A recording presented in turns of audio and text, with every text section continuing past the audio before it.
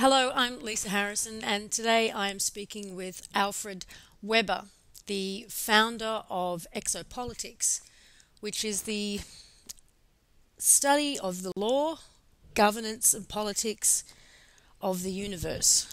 Now, Alfred, is that more simply put that it is a social study of societies that are off-world, ET, interdimensional? Is that another way of putting it?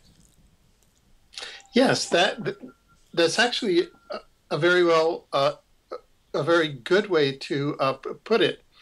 Uh, this is a new field, and it's about 10 years old. In 2010, Exopolitics celebrated its official 10th birthday. Mm-hmm.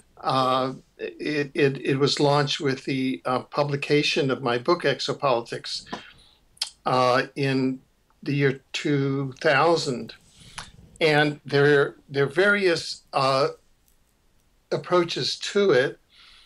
One of the definitions that I use, and this is just a perspective, is it's a science that studies relations among intelligent civilizations in the multiverse.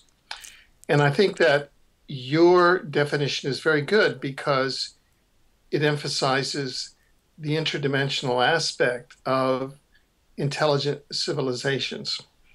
It does beg the question, though, how do you study, how do you research a subject matter that doesn't officially exist and that isn't even widely accepted among the general population to exist? What sort of resources and sources do you use to study such a thing?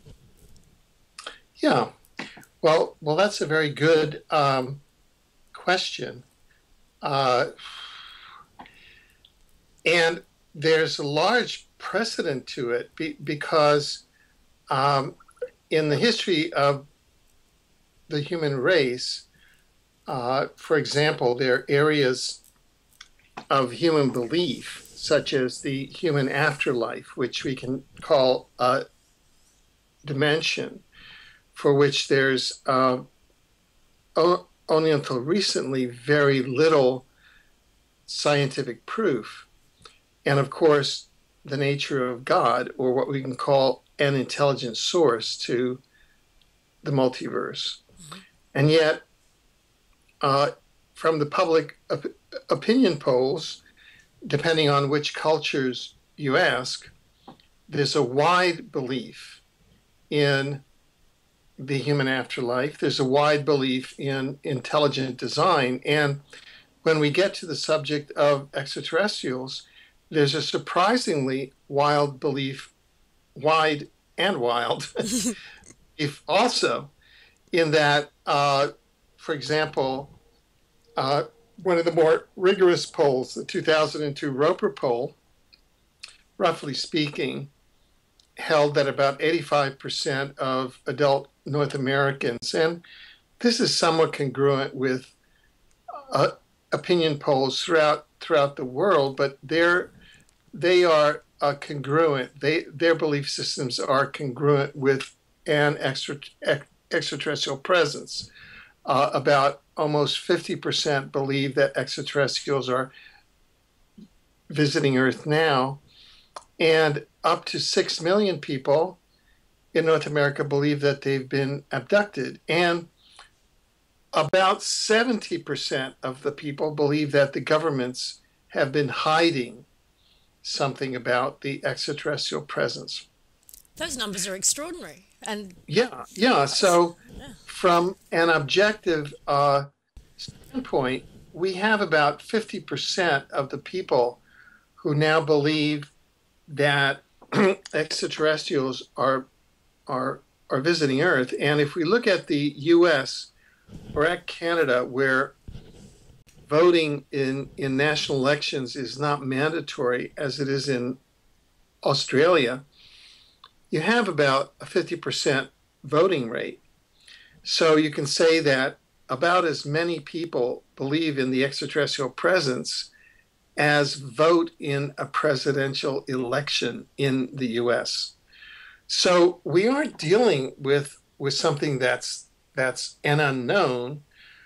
We're dealing with a reality, the extraterrestrial reality, for which there are about, I would say, at least 15 or 16 different categories of evidence that we can employ and evaluate through what I call the law of evidence.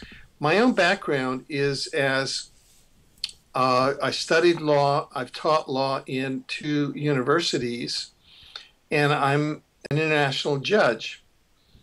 And so I'm familiar with the legal process and what we call the law of evidence and how courts sift evidence.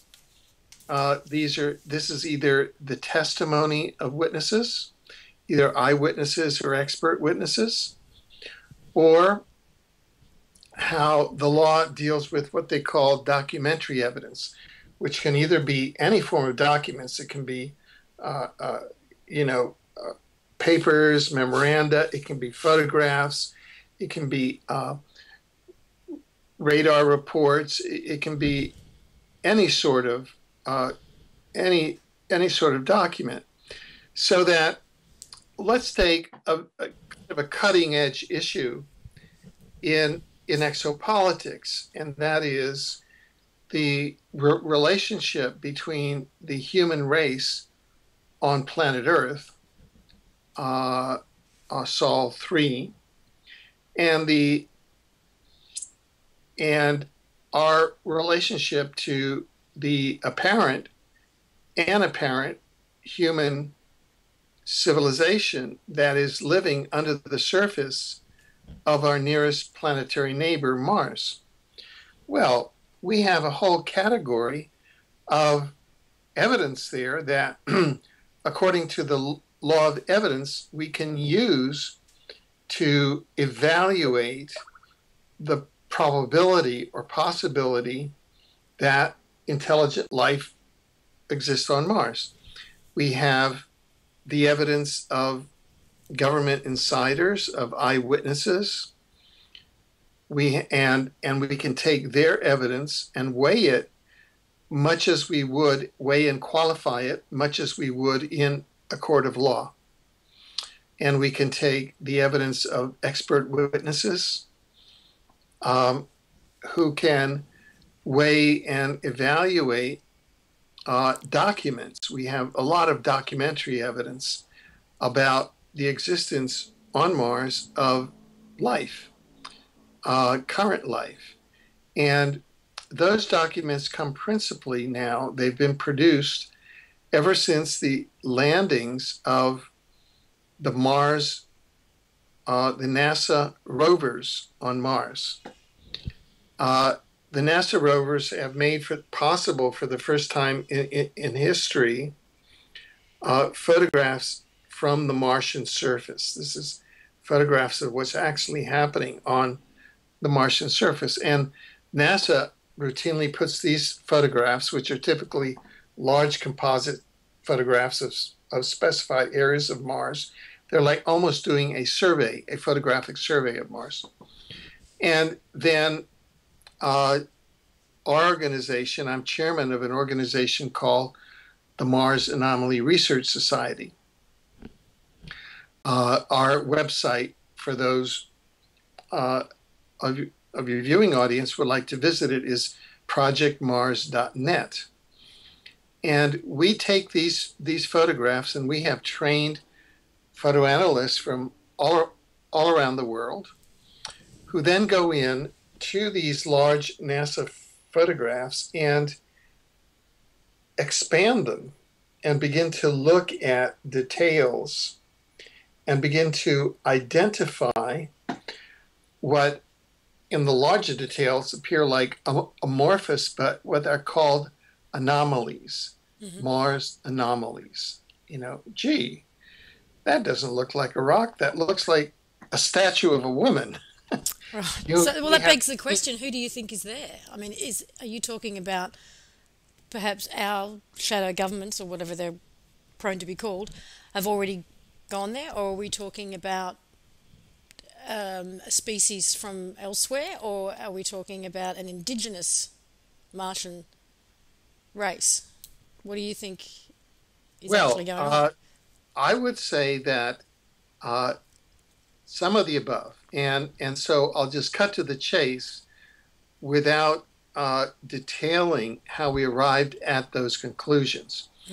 Hmm. People can go to our website, exopolitics.com, and you just go there, and on the right hand margin, there's a bunch of links, and there's one called Life on Mars. And you just click on that, and it'll take you right to a bunch of articles which go into detail on how we arrive at certain conclusions, what elements of proof, and in the law, there are various standards. There's more probably than not, which is what we call a civil standard.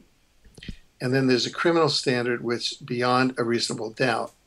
So we're using the standard, the civil standard of more probably than not. Hmm. And bottom line, what we've been able to discover is the following: that on the planet Mars at present, that the following forms of life exist.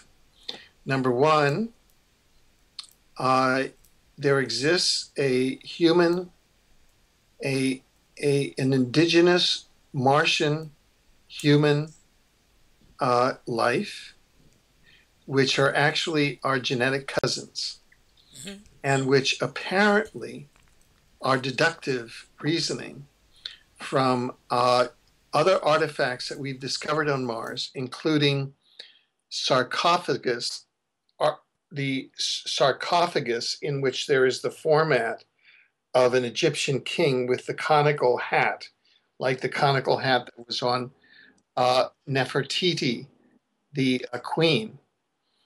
That we believe that prior to the solar system catastrophe of 9500 BC, which destroyed the surface ecology of Mars and made Mars an oblong planet, and also destroyed the great maritime civilization of the Earth that Plato called Atlantis, that prior to that, there was an interplanetary society between Earth and Mars that was ruled over by the predecessors to the Egyptian pharaohs. And that's why we see Egyptian type artifacts on Mars, and that the remnants of the human end of that are living under the surface of Mars are the human remnants of that society. We have eyewitnesses from the national security state whistleblowers who have come forward. One, Andrew D. Bashaga, who's an attorney in Washington State, who, as a child of 6 in 1970, met 3 Martian astronauts at a U.S. military facility in New Jersey in the company of his father, who was a CIA contract officer, when the Martian astronauts were visiting that facility on a defense liaison visit with their defense counterparts. So that's one category, humans, category number one. Second category of intelligent life that we have is that we have different species of intelligent humanoids that are very much like the quote gray ETs, Hmm. although not identical. And the reason that we know that is that we've been able to identify them in the photographs that NASA has released from its rover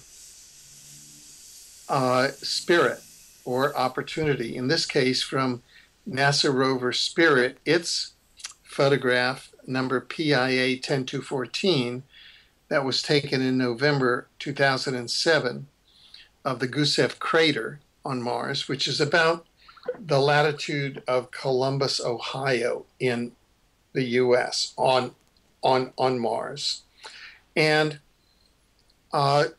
in that photograph are the analysis is available either at exopolitics.com or at projectmars.net in a 41-page paper of photographs and text for free. You can just go there and download it, called The Discovery of Life on Mars by Andrew D. Mashago, my colleague.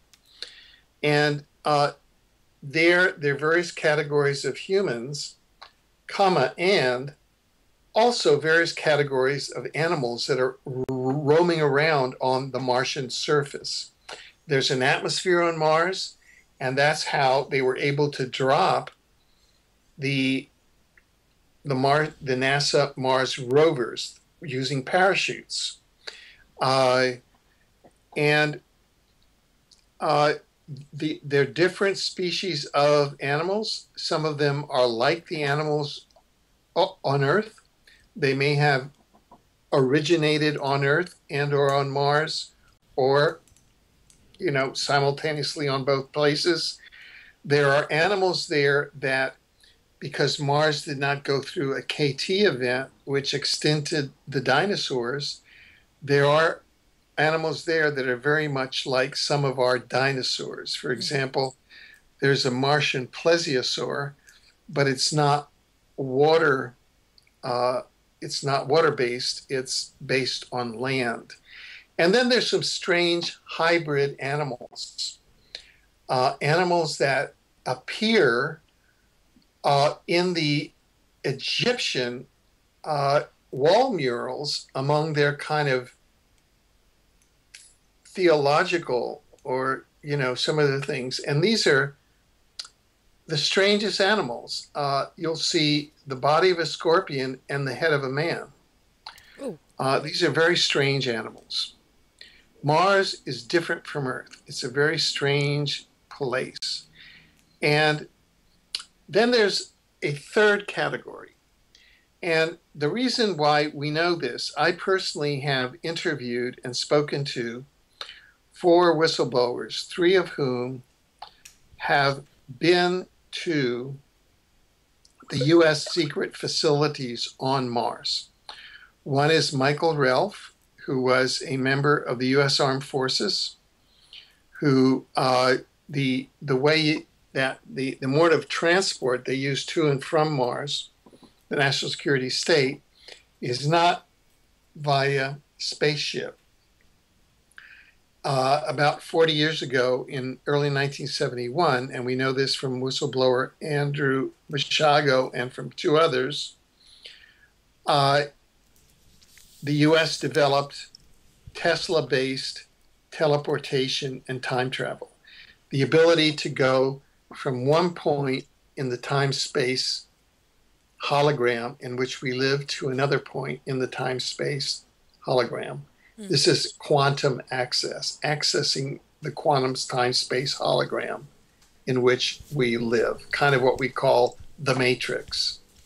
And so it takes according to them, about 20 minutes to teleport from the CIA facility, which is right next to LAX airport, to Mars. And Michael Relf teleported there and was a member of the permanent security staff at the U.S. facility on Mars from 1976 to 1996. Andrew D. Mashago teleported there numerous times from 1980 to about 1983. William Stillings teleported there a number of times from his training in 1980 to 1983.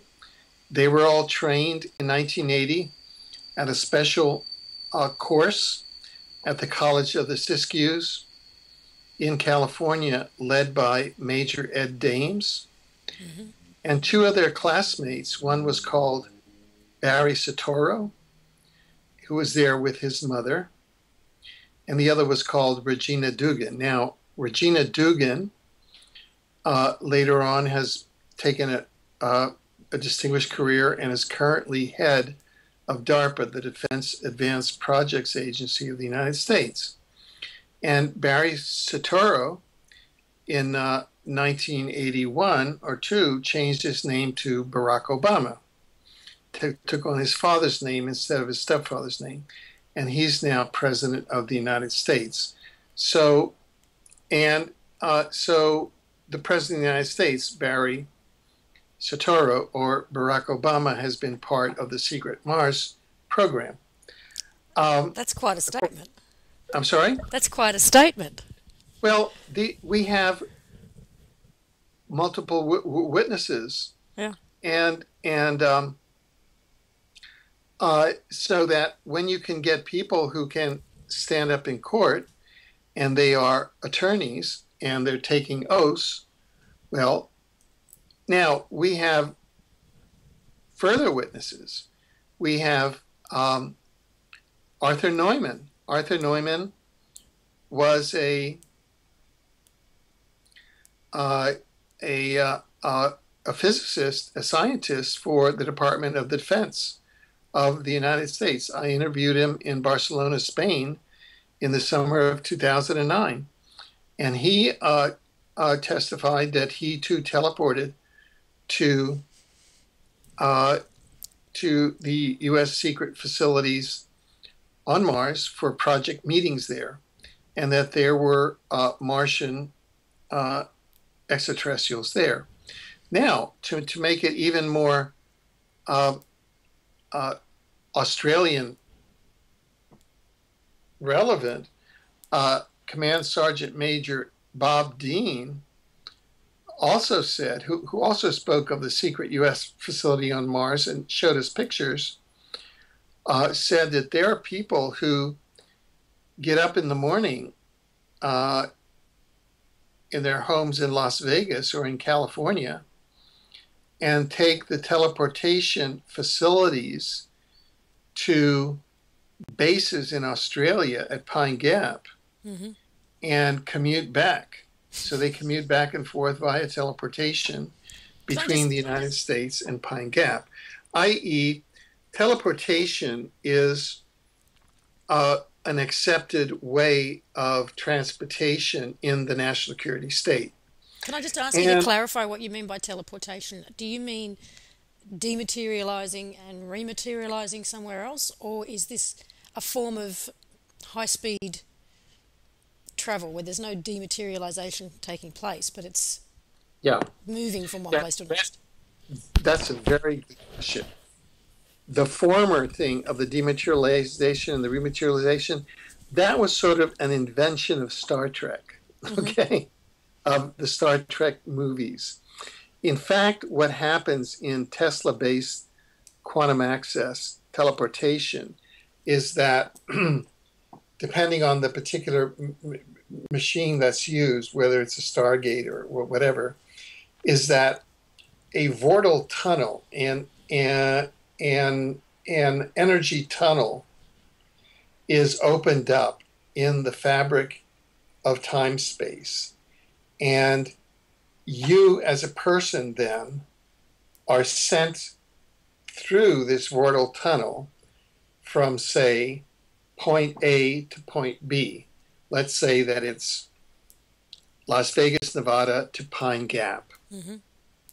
There's a vortal tunnel that opens up, and you are sent from Las Vegas, Nevada to Pine Gap.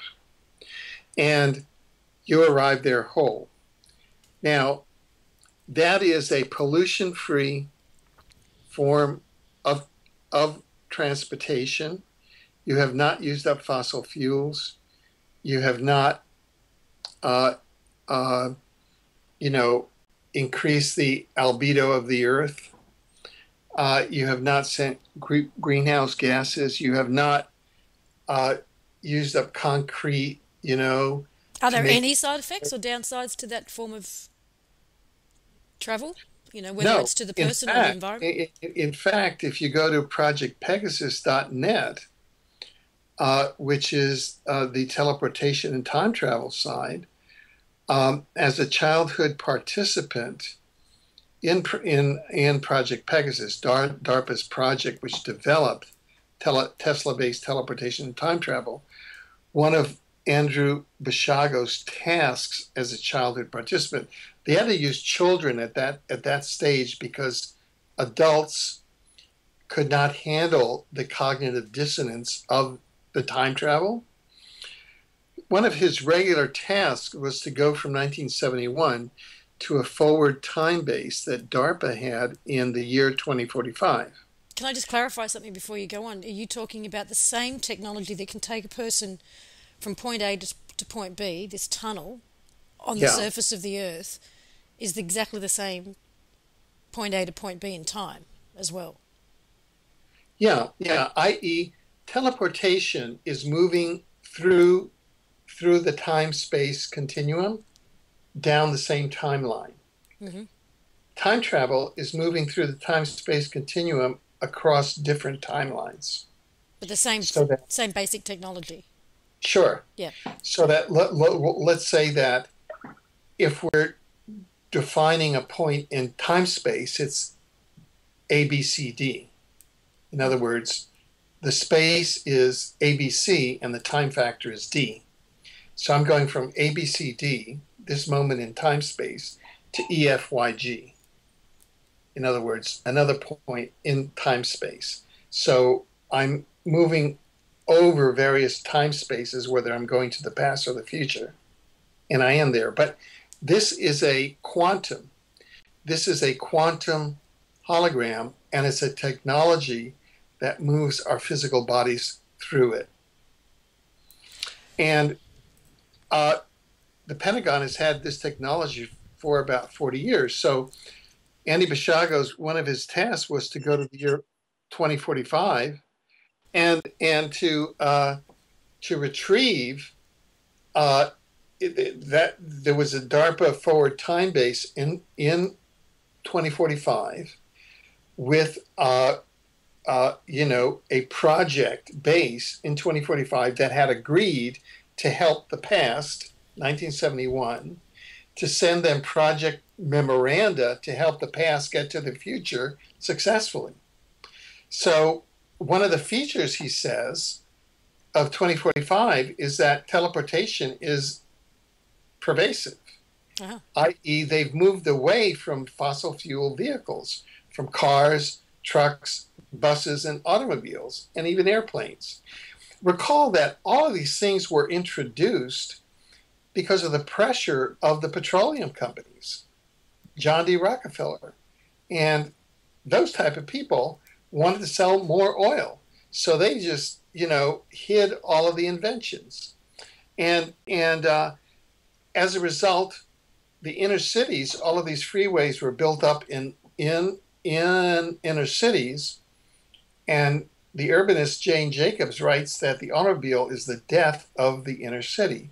So if we move to teleportation, then this eliminates freeways in inner cities, railroad yards in inner cities, roads in inner cities. I know that in Melbourne there's a lot of trolleys. I can remember from the time that I lived there, and he said that then the teleportation is built into the side of the walls. And if you want to go someplace, you just boop and you teleport there. And for example, let's say you go down to the Sydney teleport and you teleport to Vancouver, to Los Angeles. You're there in 15 minutes. You and your luggage and your family, i.e., we've moved beyond the age where you strap 4,000 pounds of steel around your waist to go pick up a bottle of milk. It's so irrational, right? And this is by 2045. Yeah. And, we're in what 2011 now, but the rate of change is accelerating. It has to, yeah. So the only constraint that's holding us back is the permanent war economy, which is based on conflict. And these are the sorts of changes which are quite real, i.e., exopolitics, which is relations with intelligent civilizations in the multiverse, one of which is the Martian civilization, is quite real and quite practical. They're visiting us. They've had a strategic relationship with the Earth humans for at least 40 years. And 11,500 years ago, before the solar system catastrophe of 9500 BC, which probably occurred around the time that the Earth was last going through the galactic equator and all of those high energies were hitting. Well, we're going through the galactic equator now again. So this is a time when our awareness starts to increase. Now, that's just extraterrestrials in the third dimension. Now, a couple of years ago, I was approached by Oxford University Press, which is a division of Oxford University, and I was asked to write a book on extraterrestrial civilizations and the law. And when I went to do that, I realized that there was no adequate existing typology of extraterrestrial civilizations. How can an extraterrestrial civilization of the third dimension, that is the dimension of time-space, acquire jurisdiction over a Pleiadian of the sixth dimension? You know, It's just like, what? You can't get there from here. Yeah. You know, try and serve them. You can't do it. Try and apply your concepts. They're in an entirely different conceptual reality. So at that point, I realized that all of the existing typologies, such as the Kardashev typology, which the scientist Michio Kaku has popularized, and he says, oh, there's type 0 civilizations, type 1, type 2, type 3, and what they mean, that's based on energy, and type 1 is they finally realize how to use the energy of their solar system, and you know, and we're sort of a 0 trying to become 1. Well, that's now not how the extraterrestrial civilizations describe themselves. They don't describe themselves as, oh, we're a type 1, a type 2, a type 3. No. What they say, they describe themselves based on the dimension in which they're based. They say, we are fifth dimensional Pleiadians. We are sixth dimensional Syrians. And what that means, what a dimension means, is an energy frequency within which consciousness, a defined band of consciousness and entities, associated entities, and reality can exist. So we're a third dimensional Gaian, third dimensional Earthlings? What are we? Yeah. I.e., we know that in our solar system, there are at least 2 third-dimensional civilizations, the Earthling human civilization and the Martian human civilization. I have to back up and ask you the question, though, because you're a lawyer, an international judge. I've been legally trained, Where did your interest in this lie in the first place? Was it just a general interest in ufology, or have you had a more personal and direct experiences that led you down this path? Yeah, that's a very good question. I.e., how did I, an environmental and international lawyer, end up as an exopolitical activist? Exactly. It seems like a leap. I have to scratch my head. Okay. This is what transpired. Toward the end of 1972, I was, and I'll layer in some of the complications. So you've asked a good question.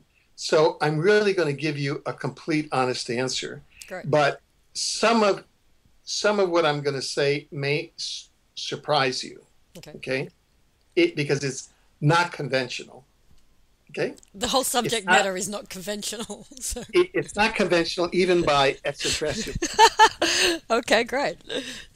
Um, toward the end of 1972, I was general counsel of the Environmental Protection Administration of New York City, and I was in charge of enforcing the air pollution laws, the solid waste laws, the noise pollution laws, the water pollution laws of New York. And I was a crusading environmental lawyer that was in the news a lot in New York. I had a staff of similarly crusading environmental lawyers.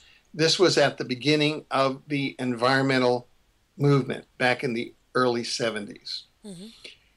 Privately, even though I was at what you would call the cutting edge, privately, I was reading books like Psychic Discoveries Behind the Iron Curtain, and I saw that the matrix paradigm within which environmental law operated was not adequate to describe the full extent of parameters bearing on reality. Right. And so I felt that I had to move into a new arena. And at that point, Mayor John Lindsay decided he wanted to run for president of the United States. And I felt that I didn't want to go in that direction. So I began searching around, and I asked for people who understood more the field of extraterrestrials and parapsychology and things like that. So I met a gentleman who was a professor of experimental psychology at Rutgers University, who was also an expert in parapsychology and in extraterrestrial studies.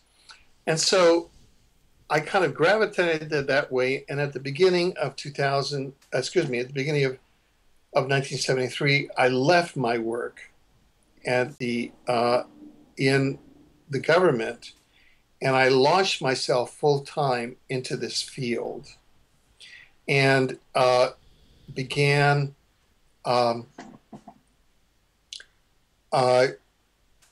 just full time intense study in parapsychology and in extraterrestrial studies, which are very much allied.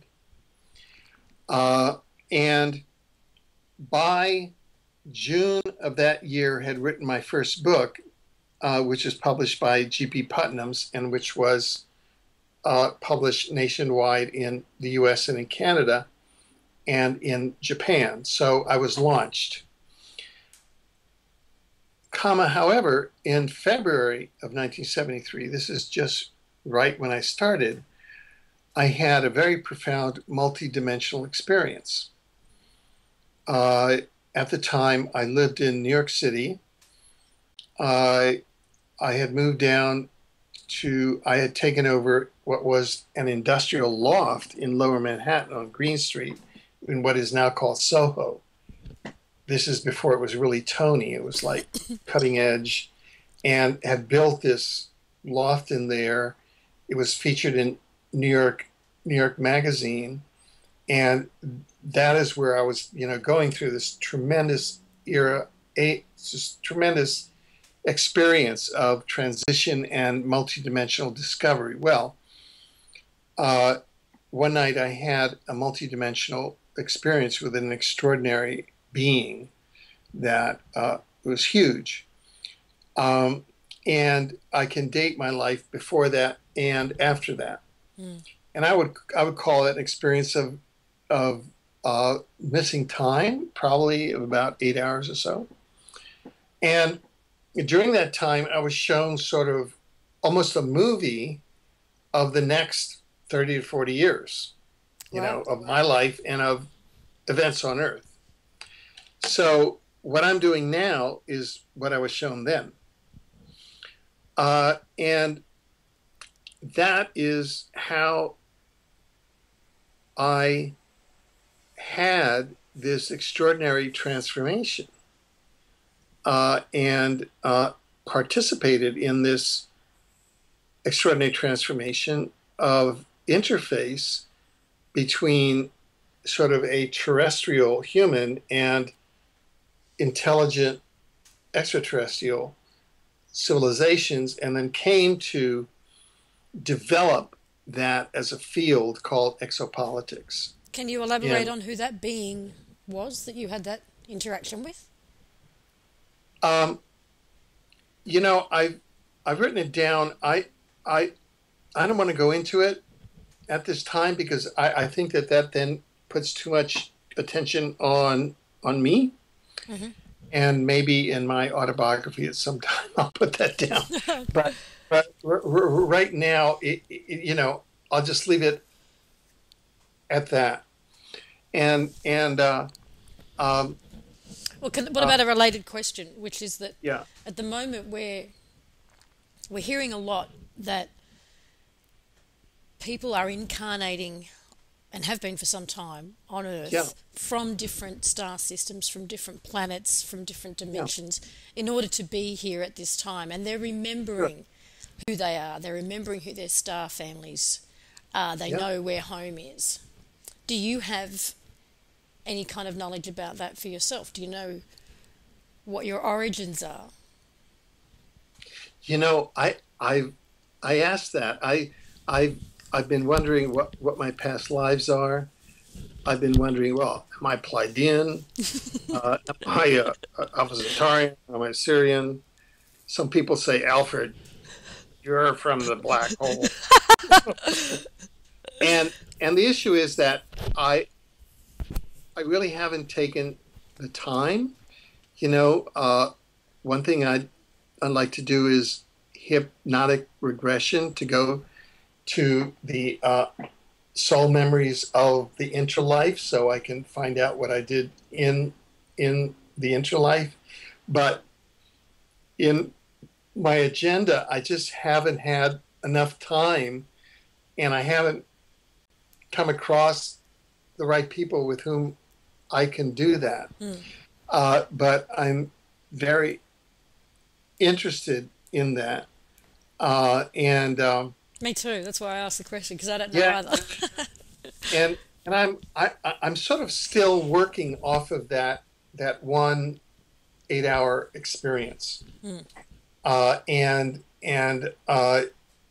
integrating it into uh, everything else that I know as an earthling human in 3D, a multidimensional earthling human in 3D. How do how can I manifest and roll out what I experienced that night in a positive way to help with the uh, positive transformation and evolution of the planet and of every living thing? So it's been about 30 years now that you've been down this road.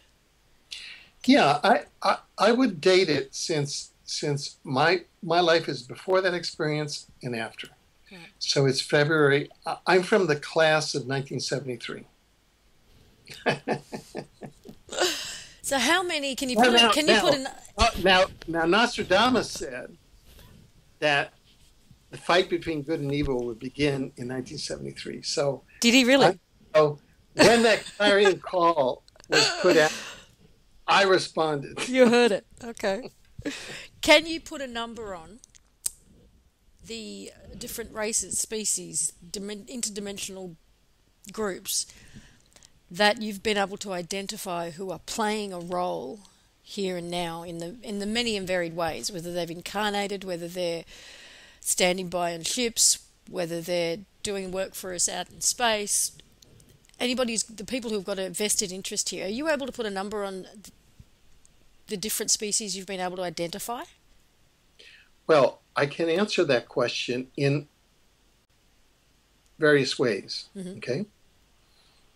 one is I'll answer what the reported U.S. intelligence estimate is. Mm-hmm. And then I'll answer it how I frame and answer that question.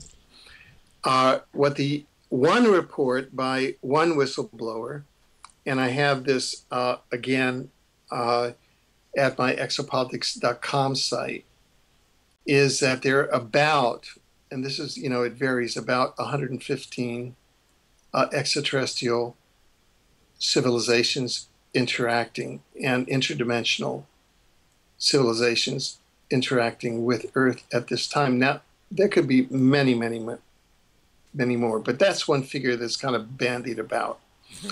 I was always suspicious of the 57 because that's like 57, the Heinz 57 varieties of ketchup.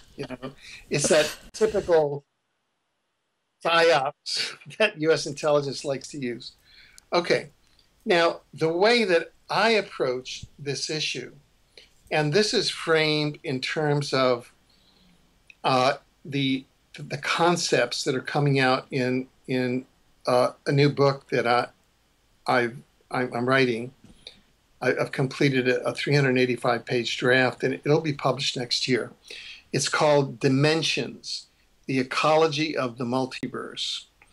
And what that book sets out is the model of the dimensional ecology of the multiverse, which we were just speaking about earlier in our conversation. And the dimensional ecology of the multiverse includes the dimensions of the afterlife, of the human intralife, which are part of what I call the spiritual dimensions. We have the exopolitical dimensions of the multiverse, which we're incarnating into now. Mm-hmm. And the spiritual dimensions, which is where the intelligent civilizations of souls are, various civilizations of advanced spiritual beings, and where source is, okay? Source may be, like my colleague David Wilcox says, a source field. In other words, he's written a very excellent book that says, look, God is an intelligent field that takes on all kinds of forms, okay, including you and me. And that may be so. And so in that sense, which is the sense in which I conceptualize the multiverse, there's an infinite number of intelligent beings visiting us, ranging from the source field. And that's the vision I believe that one has to hold. There's a difference between ETs and the sort of the total dimensional view of reality, because in the total dimensional view of reality, you and I are members of the intelligent civilization of souls that have teleported into using interdimensional portals this 3D reality and assume these virtual human biological spaceships to live out these lives for moral and experiential purposes in order to develop our souls. Okay? In other words, this is a technology. This is like a carnival ride, but it's a carnival ride with a difference, because we come in, this is like graduate school, or it's like going to college. This is how whoever designed this, and we're inside a matrix of intelligent design. This is a technology, and that's what Project Pegasus discovered 40 years ago when it developed teleportation, that we're inside a technology. This is a technology that we're inside. And when I say we are intelligent souls. So at one level you say, oh yeah, there are 115 other extraterrestrial races. at another level, well, let's get real. There's the civilizations of souls, there's the spiritual domains, there's the source field, and all of these are intelligences which are continually making up this experience. And I believe that one has to keep that in mind at all times. Okay, let's moving on. I've got a bunch of questions here for you that sort of cover a wide range of subjects. Just bang, bang, bang. Right. So let's try these out. What has your research told you about the Anunnaki, as in who they are, where they are, and are they coming back? What's your Yeah. thoughts? Okay. Well, I will give you the results of some of my research into that question, and you know, it seems to me that it is congruent research, and it's research that makes a great deal of sense according to the data. From my understanding, the Anunnaki are an extraterrestrial race that are based in an unascended planet of an ascended star system of the Sirius star systems. Mm-hmm. And when their star system ascended, they were sort of lost in space, and they got sucked into Sol, our sun, and they're on about a 3,600 year cycle around our sun. And they first started coming into our solar system about 500,000 years ago. And when they came into our solar system, they began to use Earth as a recreational base, R&R, while they would come in, and then they would go back out into there. And they're a bit out of it, because their solar system ascended and they did not. About 100,000 years ago, in parallel, a consortium of the upper dimensional, ethical, human extraterrestrial civilizations that oversee this quadrant of the galaxy, the Pleiadians, the Alpha Centaurians, the Sirians, decided on what we can call the Homo sapiens project. And that was to develop Homo sapiens as a 12-strand DNA light being in the third dimension. So we were developed and tested and seeded on planet Earth at that time.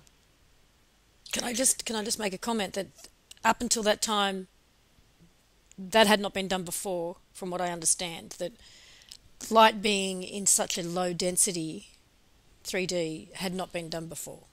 Yeah. Yeah. So we were an innovation. Now, lo and behold, the Anunnaki were still coming in on their 3,600, and in their first kind of go around, I think it was about around 97,000 years ago, they encountered us to our detriment, and they took a predatory position toward us and disobeyed the law of non-interference and interfered with our development such that we went down to 2 strands and to lower consciousness, and essentially such that they imposed themselves as a ruling class over us. And so the Anunnaki rulers were then born over the human race that evolved into the royalty ruling class, or the Illuminati class, into the Egyptian pharaohs. And that's why they had the conical hats, which were the elongated skulls. Do you If you believe that look, the Anunnaki are reptilian? I don't know what they are, whether they're some sort of quasi-human, quasi-reptilian. They're not grays and they're not reptilians, because Earth then became subject to, in the late 19th century, or maybe even before, but most especially in the early 20th century,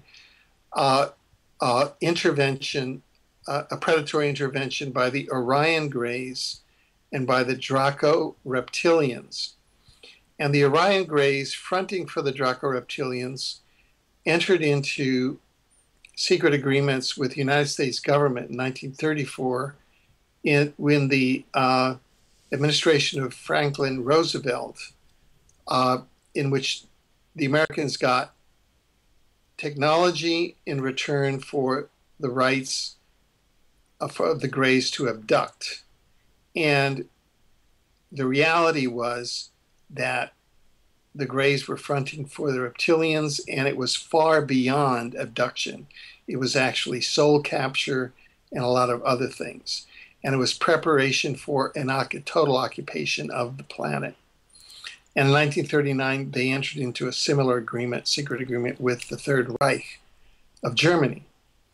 And some information, and we have this in an article at exopolitics.com, is by 1964, there was a U.S. intelligence estimate that U.S. intelligence had concluded that the Greys, Orion Greys and Draco Reptilians had timelined Earth for total occupation for some time between the year 2000 and 2050. So if the Anunnaki are not reptilian, but some... No. See, then what's the relationship between the Anunnaki and the reptilian Draco alliance? Yeah. These are three separate three separate extraterrestrial civilizations that are predators of humans on Earth. The Anunnaki are from an unascended solar system, an unascended planet from an ascended solar system in Sirius that come around on a periodic basis, that have been degenerating the human race over the last 100,000 years, and that have been manipulating the human elite and intermarrying with them, so that the Illuminati and the royals are kind of descendants of them, the blue bloods. Mm-hmm. Okay? That's Anunnaki DNA.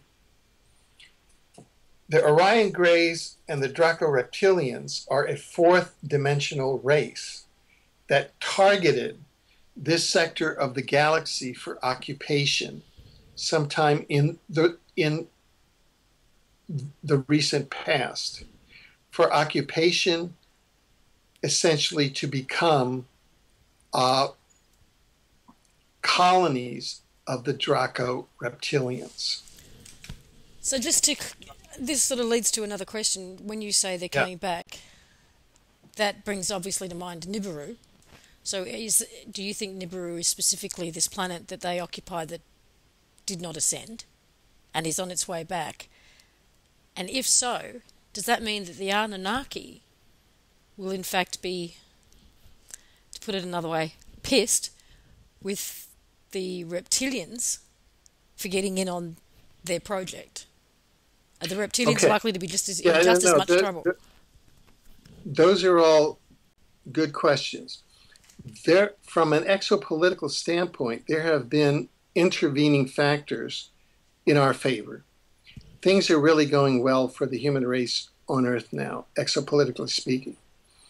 Factor number one is that following 9/11, September 11th, 2001, was really a multidimensional event and was masterminded by the the gray reptilian agenda, fourth dimensional occupation, and the sort of the galactic consortiums, the upper dimensional ethical galactic consortiums, have been monitoring Earth because we are sort of their long-term projects, and they are human and we are human. And there are about 20 planets, life-bearing planets, human planets in our sector that have been targeted by the Greys, Orion Greys, and Draco Reptilians.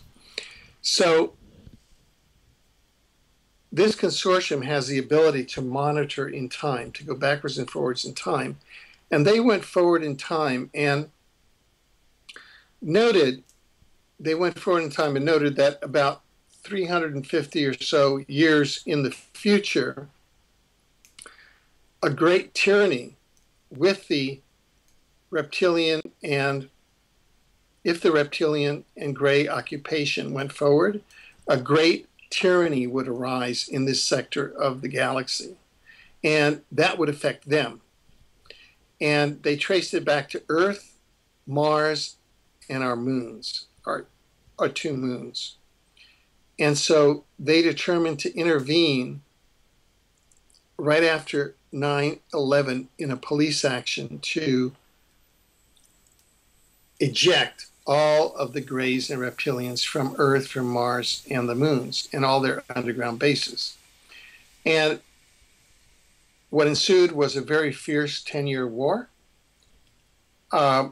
which has now been successfully prosecuted, and culminated with the destruction of underground bases of the Greys and Reptilians under Washington, under Denver, and under the deep underground military bases under Denver. Now, I don't know about the Pine Gap base. I've not heard anything about that yet. But there was a shallow earthquake, 1/10 of a kilometer as opposed to 6 kilometers, which is a usual earthquake, under Washington, D.C. on August 23rd, 2011, which there's a convergence of opinion now that was by the galactic forces. You've actually got ahead of me because I know that a lot of the information you're talking about now is coming from your interview series with Tolek. Yeah. And I wanted to get to that. So let's just hold off for a second because I've got some really specific questions around that. Yeah. So, sorry. That's okay. No, I mean, it's really interesting information and I really want to get to it. But just a couple of other quick ones first before we do. What's your take on the 28th of October this year in terms of being the end date of the Mayan calendar and 11/11? Do you think they're significant? Yes. Yes, I do.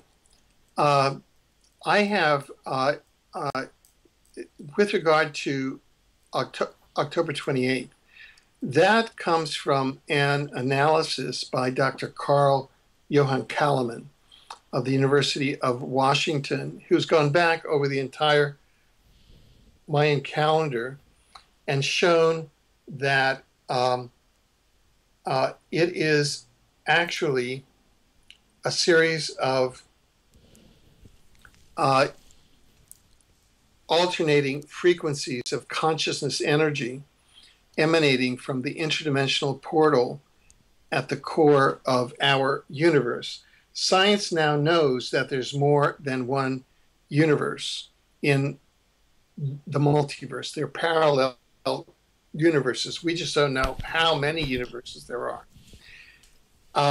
What Kalaman holds is that the interdimensional portal at the core of our universe had been emanating alternating frequencies, that is, expansive and contractive, of consciousness energy. And he had correlated it to the way that our minds, our human minds in our society, receive and act out that consciousness energy over time.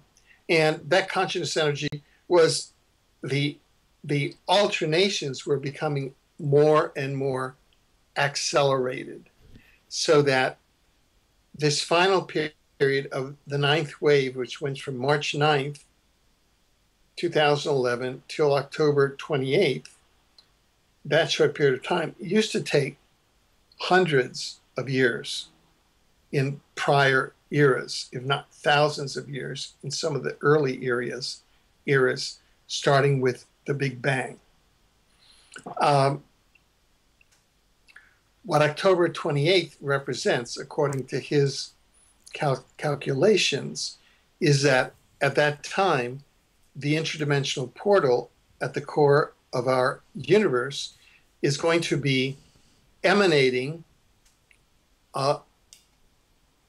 consciousness energy, pure conscious energy of unitary consciousness, without the undulations into contractive and expansive. And it seems to me that that is one of the engines of transformation on the planet. And if we are to have something of a dimensional shift out of the dualistic consciousness that results in such symptoms as war, disease, famine, poverty, that movement to unity consciousness, when humanity has the realization, hey, we're all one. I mean, we're all one. You know, it's as though, oh, you want your child to go hungry? You know, we're all one. I mean, you know, if one of us is badly off, then we're all badly off. Is another way of putting that, because we talk about, or Cullinan talks about each cycle being divided into night and day. Yeah. So is another way of saying that instead of going from night to day to night to day to night to day, will be in day from now on. So there will always, it's light and it's balance from now on. Yeah. We're in constant broadcasts of unity consciousness, and our minds and our brains are transducers, and this is being modulated through the interdimensional portal of our galaxy, which is the galactic black hole, which the Mayans called Unad Kub.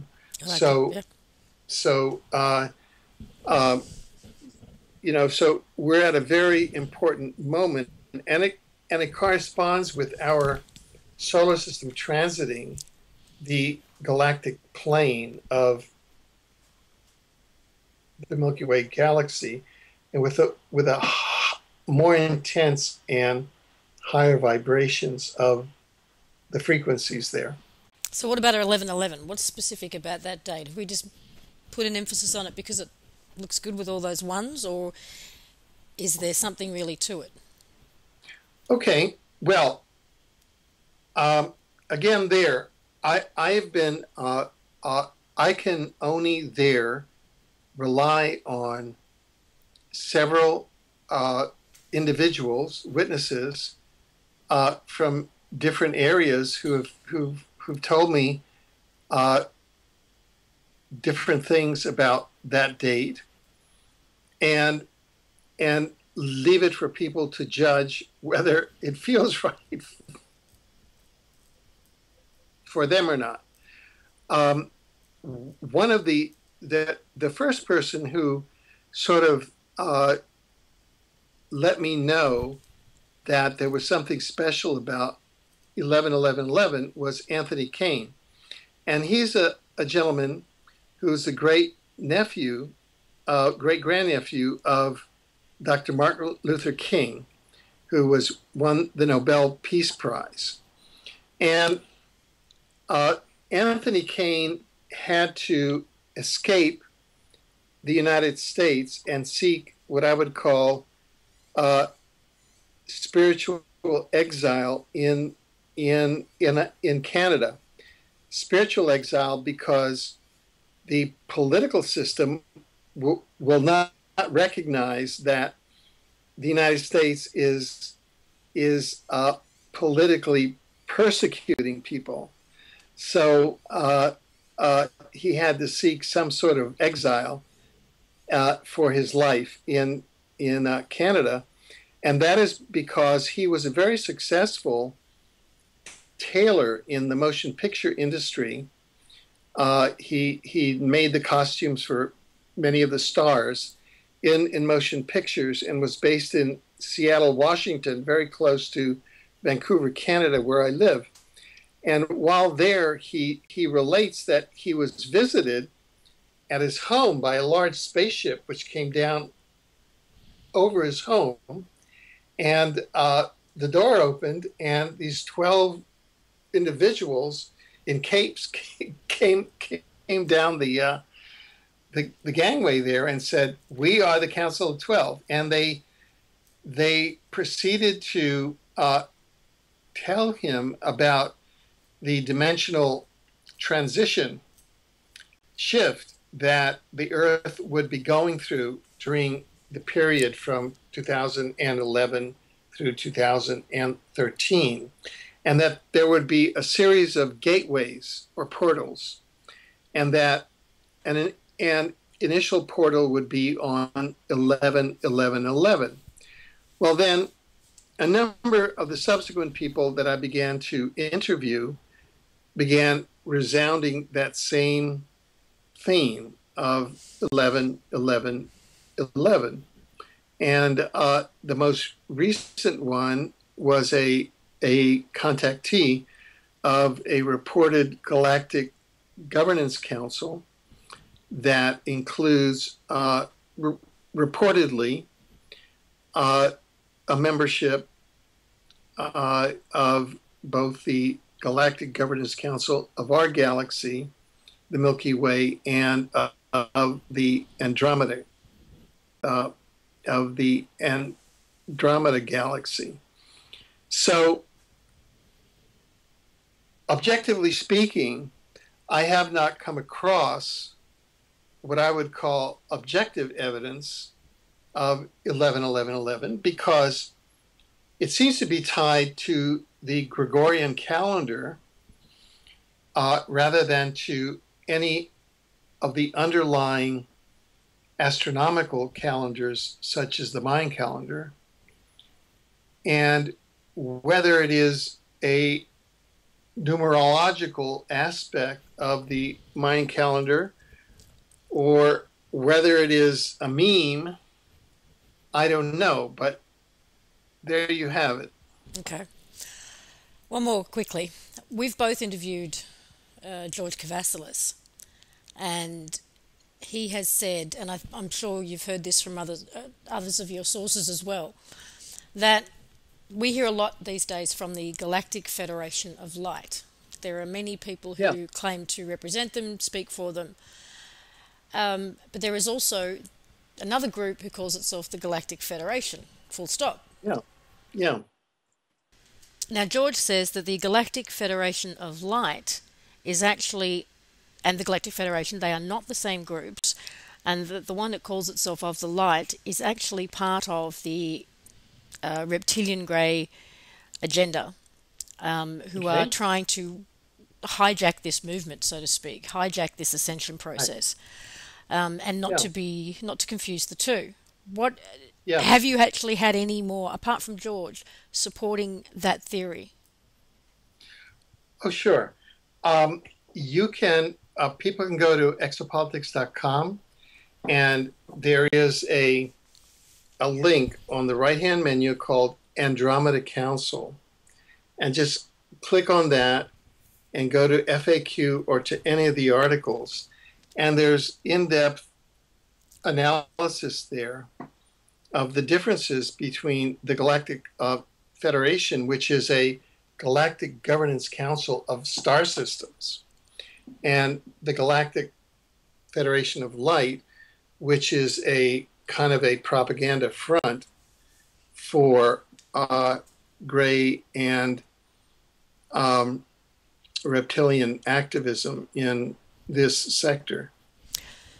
Do you think, there's been a lot of talk lately about a fake alien invasion.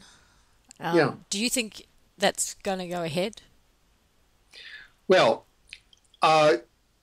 the we published an article which was the result of an interview again with a representative of the Andromeda Council, and the exopolitical situation that was given there was as follows: that essentially the war of occupation with the Orion Greys, with the fourth dimensional Orion Greys and Draco reptilians, is over. The bases under Washington, D.C., through which the Orion Greys and the Draco reptilians had the U.S. government under mind control, is over. And that was the principal means by which the false flag invasion was going to take place. And the underground base under the Denver airport, and as well as Dulce, and a number of other bases have been taken over. And this has been confirmed by independent sources that, I'm not in contact with, through their own research and through their own sources. And the false flag operation was an operation that was a rollout of the fourth dimensional gray and reptilian agenda. They have been cleared off of the planet. Gray and reptilian assets would have been used in that false flag invasion. And the U.S. and other international criminal resources, spaceships and holograms and HARP, and the overall planning would have been under the aegis, I believe, of fourth dimensional grays and Illuminati-controlled governance systems. All of that has been cleared out, and the Illuminati governance systems are, in my view, in the process of disarray and dismantlement, so that specific project of the false flag invasion cannot take place now. And that's what some of the sources, such as the Andromeda Council, are saying. That having been said, there are other analysts who are very conservative, in their thought, very cautious in their thought processes. And they say that a cornered dragon is very, very dangerous, and to be alert for false flag operations that can happen with holograms, that can happen with mass mind control with HARP, and that this would be. However, my view is that where we have phenomena that's occurring now, like Occupy Wall Street, which I believe is in 1,500 cities now, George W. Bush, the war criminal ex-president of the United States, is attempting to come to my city, Vancouver, in 3 days from now, and he's going to be met with a solid wall of aroused citizenry. So I think that, the whole planet now is becoming more and more awake. Mm-hmm. And I think that those forces that are, two things have occurred. Many of the either the ruling class or their minions that were under gray and reptilian mind control are now kind of snapping out of it and coming to their senses. So they are in a kind of a cautionary mode, and they're not going to engage in this kind of events. Witness just in the last few days where an attempt to start a war against Iran failed through a phony plot that was so transparent that it was a joke. Mm. With the waves of unity consciousness coming from the interdimensional portal at the core of our universe. Anything that is not in unity consciousness has a very anything that is in duality has a very difficult time surviving for any period of time, because it just cannot, it does not have the requisite energy waves to survive. And something like a false flag invasion can only survive on dualistic energy and fear. And those are in short supply now, thank God. Mm.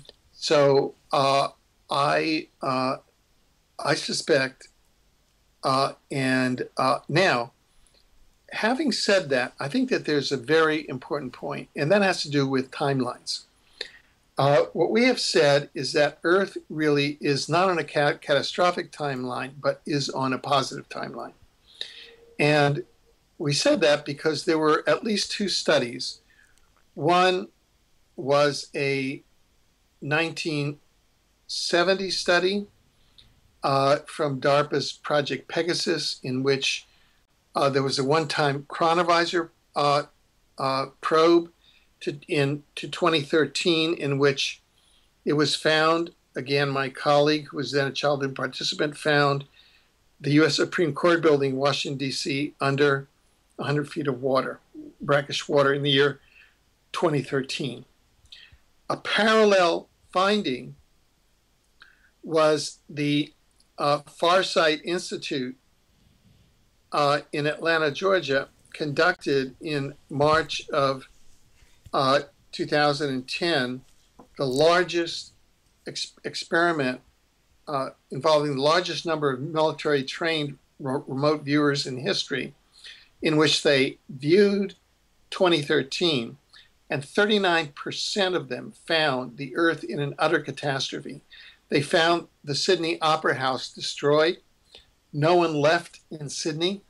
They found Washington, D.C., the U.S. Capitol, across the street from the Supreme Court building, underwater. So it was parallel to what had been found in the chronovisor probe in 1971, what 2013 was. Now, 29% found a normal future. However, those are what we call catastrophic timelines. And our assertion was that there exist almost parallel timelines of catastrophic and positive timelines, and that it's possible to jump timelines, and that these are parallel phenomena. And in fact, we have some confirmation of this from extraterrestrial sources such as the Galactic Governance Councils, the Andromeda Council, who say, look, timelines are like highways with so many parallel lanes. Let's say like a 25-lane highway, and there's a main thing down, and each of those is 25 timelines. And the 12 lanes to this side are like negative timelines, with the furthest ones out are the most catastrophic. And the 12 lanes to this side are positive timelines, with the most positive out, let's call it heaven on earth.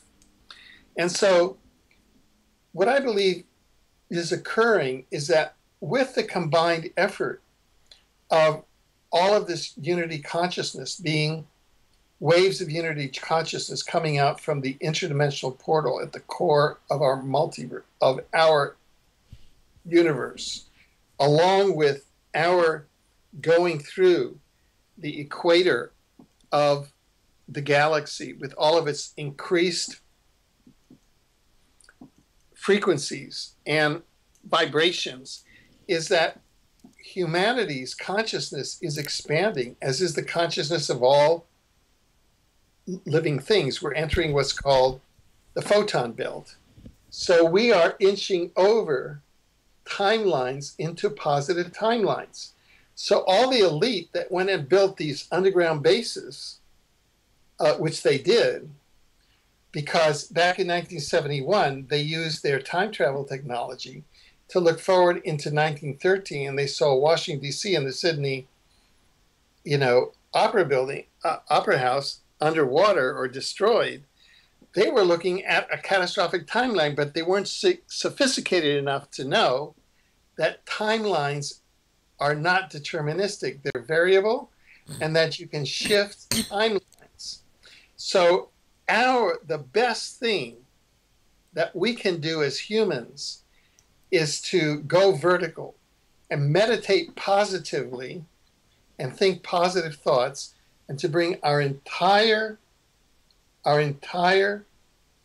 collective timeline over to the positive.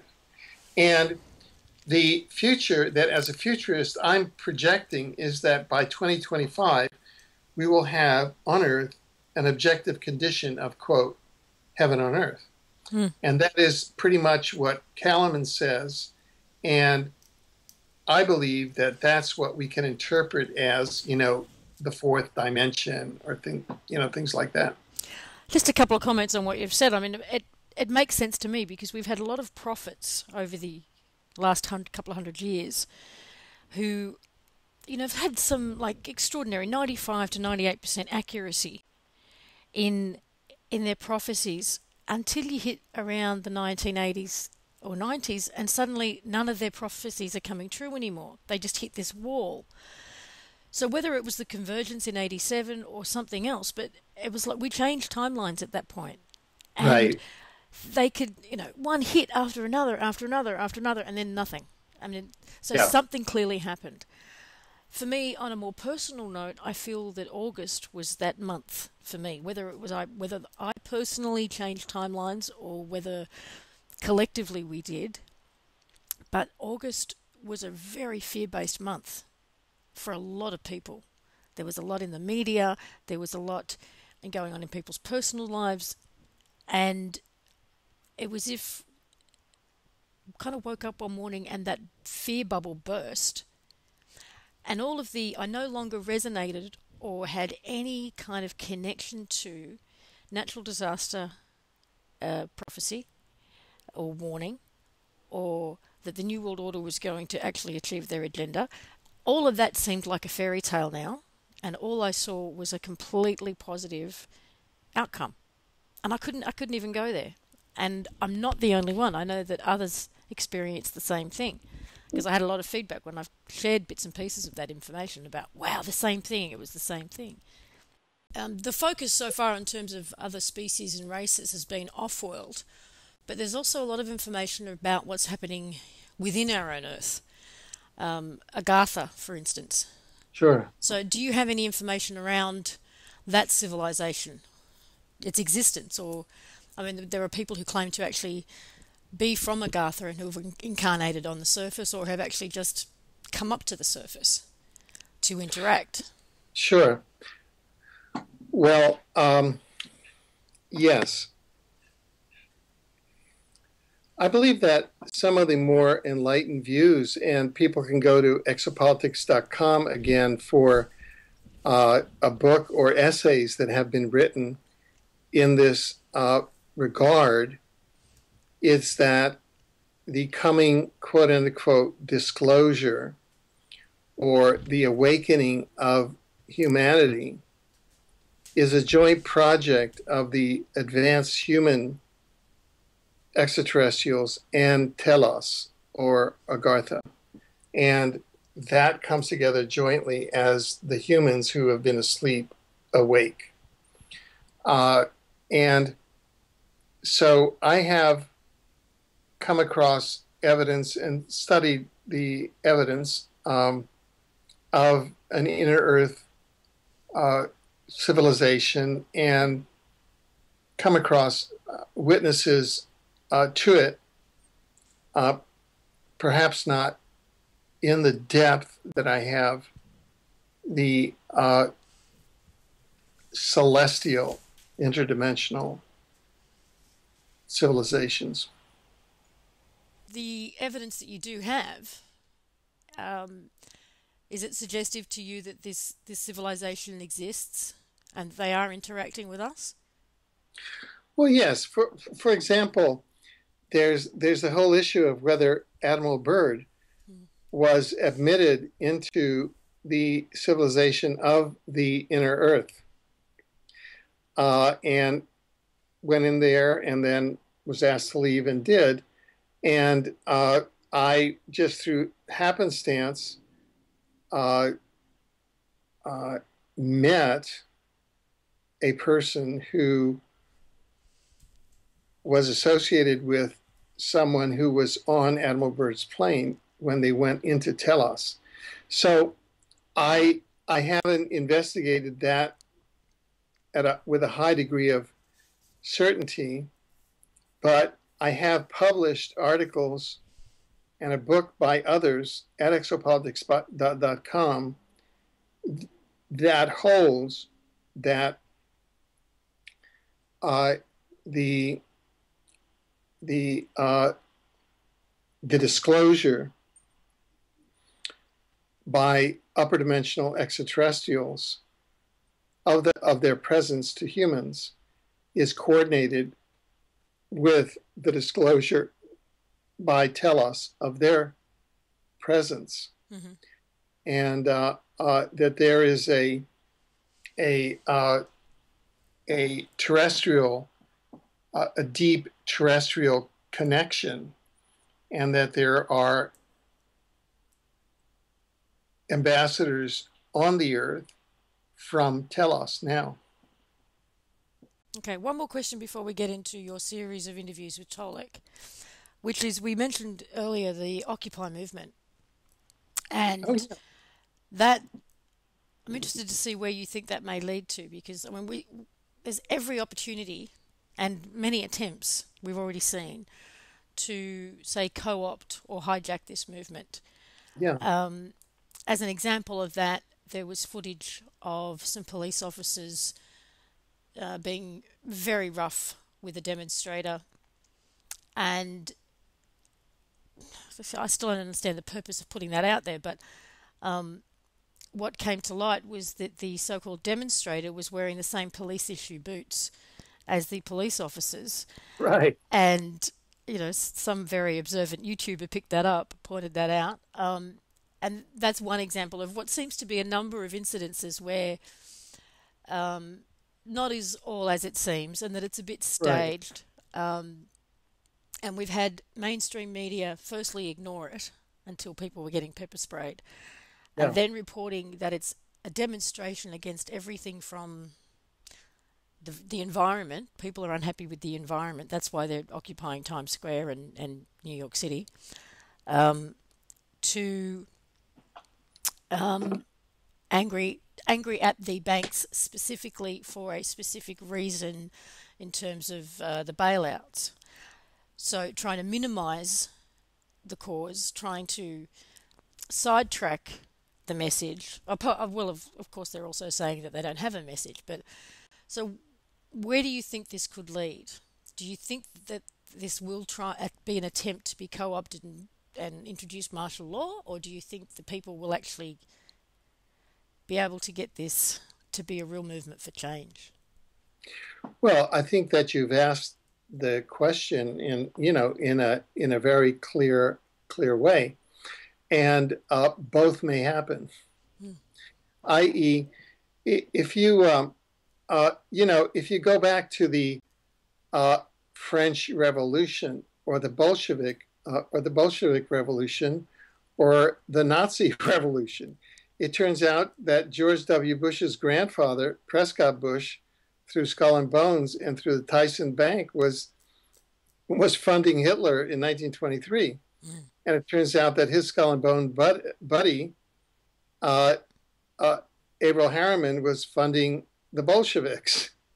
So they were funding both sides of communism and fascism, going back to the early teens, and then in World War II, which is the technology of control. You fund both sides of the conflict. And in this case, the Canadians are claiming that it was Adbusters and Naomi Klein that actually gave the ideological spark to the Occupy Wall Street movement. And and then there's all this stuff that George Soros has been funding all of these movements, and he's funded the color revolution. So this is kind of the Tea Party of the right, I mean, the Tea Party of the left.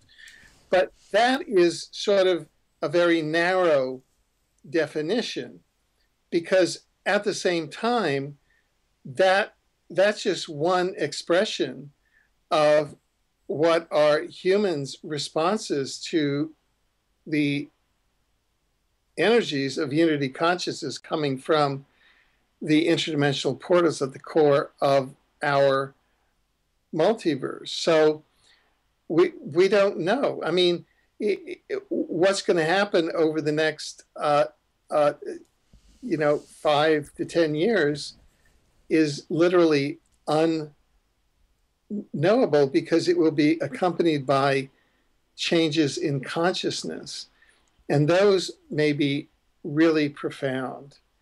And we know that war and oppression are sunset industries. One of the things we've been very concerned about here in Canada, and I believe in Australia, because you're members of the Commonwealth also, is the Queen, Elizabeth Windsor, is the head of state of Canada. And I believe that was up for a vote, and she's still the head of state of Australia as of this broadcast. Is that correct? There's not a lot of information out there about that, and there are conflicting stories, because until maybe 3 years ago, the Queen's portrait was present in every court in Australia. Yeah. And her portraits have been slowly taken down. Yeah. She no longer seems to have a presence in our courts. Yeah.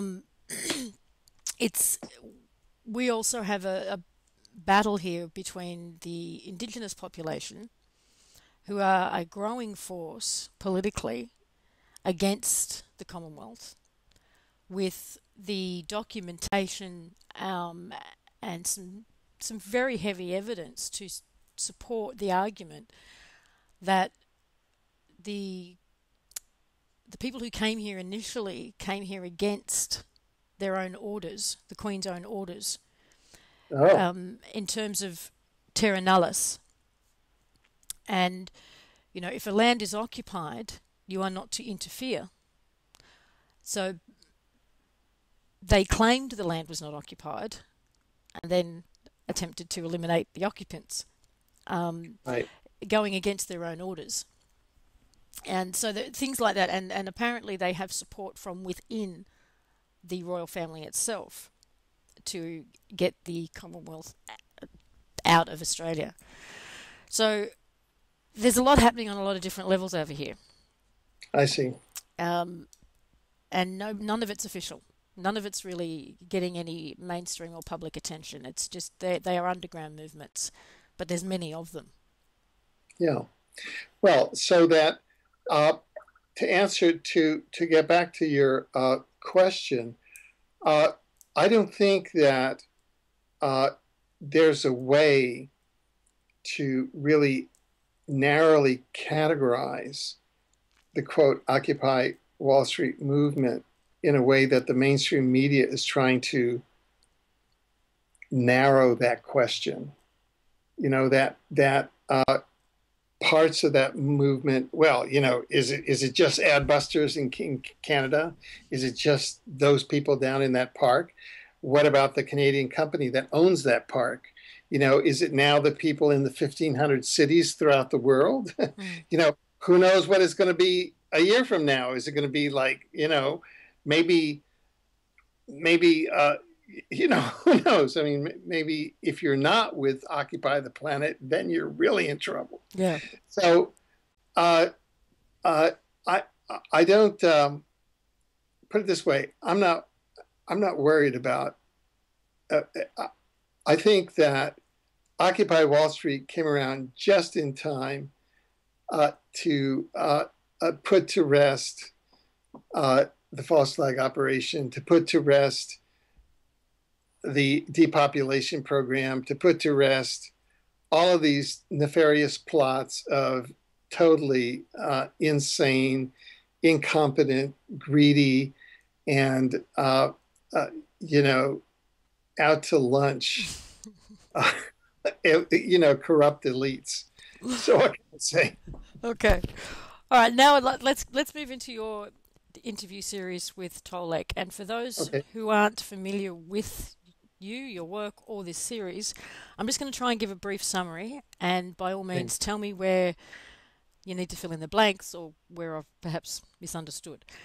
Yeah. Now, you've interviewed this gentleman on a number of occasions who goes by Yeah. the name of Tolek. By his Yeah. own words, he is a middle-aged white guy from America,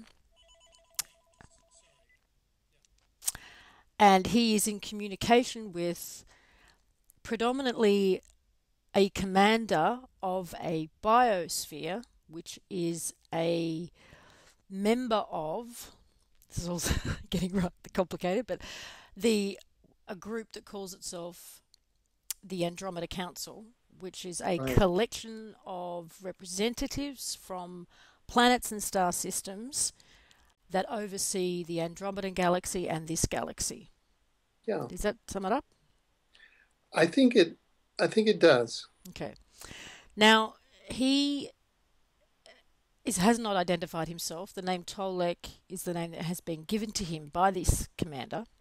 Yeah. And he's essentially said that what you mentioned earlier was that this council looked into the future 350 years, saw this place was a mess, and Yeah. identified our planet, our moon, Mars, and its moon, and this time frame as the tipping point for heading in that direction. That's very well put. They then chose to put aside the directive of non-intervention Yeah. and rid our galaxy of the reptilian Draco consortium and Right. have removed them from the galaxy, basically. Well, they've removed them so far from Earth and Mars and its moons, and apparently there's still 20 other inhabited planets in our contiguous area where the police action's still going on. Oh, wow. Okay. Yeah. So what that means is that the elite Illuminati here on this planet and the reptilian drays that have been left on this planet are essentially now unsupported. Well, it means that no, the Greys and reptilians on this planet and their bases have been eliminated. And it means that the Illuminati and the power, the occupying, the human end of the occupying structure, which formerly was under gray mind control, is now has no fourth dimensional backup now. So As, they're like kind of an empty shell. as far as an intergalactic or interstellar war that has been won, there's nowhere else to go with that in terms of supporting evidence, is there? Have you been able to confirm that through any other sources? Sure. Okay. Um, I'll take a couple of sources. First of all, very simply, we first published the interpretation of the August 23rd, 2011 shallow earthquake under Washington, D.C., the Virginia earthquake. It first came out as 1/10 of a kilometer, and then was changed in the public press to be 6 kilometers in order to kind of cover up what had occurred. And we first published that as being a strike by frequency weapons of the galactic forces. And subsequently, a number of independent researchers, including David Wilcock, Benjamin Fulford, the head of the New Energy Congress, Mr. Allen, came out and said, well, that was really a strike to take out the underground bases, but it was done by white hats or friendly forces within the intelligence agencies using nuclear weapons. And I checked with an independent scientist and nuclear scientists, nuclear experts. She said, no, does not have the signature of nuclear weapons. It has the signature of frequency weapons. It could have been HAARP. So just this there past, is no radiation. yeah, There's nothing to suggest it was nuclear, is there? yeah, exactly. So just this past week, David Wilcock and Benjamin Fulford flip-flopped. And in the, I'm not sure whether you've seen our latest article and interview, but I'll drop it in your chat right now. In David Wilcock and Benjamin Fulford flip-flopped and came to our point of view, which is that it was the August 23rd, 2011 earthquake, and those under Denver and in the Southwest, Dulce, etc., Dulce, New Mexico, were in fact extraterrestrial civilizations with advanced frequency weapons. Mm-hmm. So that's an independent confirmation of this. Now, there are other whistleblowers that are independent of this. We have an extended article on the at exopolitics.com. All of these are reprints from my column at examiner.com. If people go to examiner.com and enter my name, Alfred Webre, you'll come to my column, which is I report on exopolitical news and insight. And there we have an in-depth article on the war against the Orion Greys and the Draco reptilians. And this was prior to my ever being introduced to the Andromeda Council. Mm-hmm. And it was from purely whistleblowers from intelligence sources within the intelligence agencies. And one of these whistleblowers was a gentleman by the name of Michael Prince, who also went under the name James Casbold. Part of his story was that he was raised from a very young age, perhaps just post-infancy, under conditions, very strenuous conditions under trauma-based mind control at a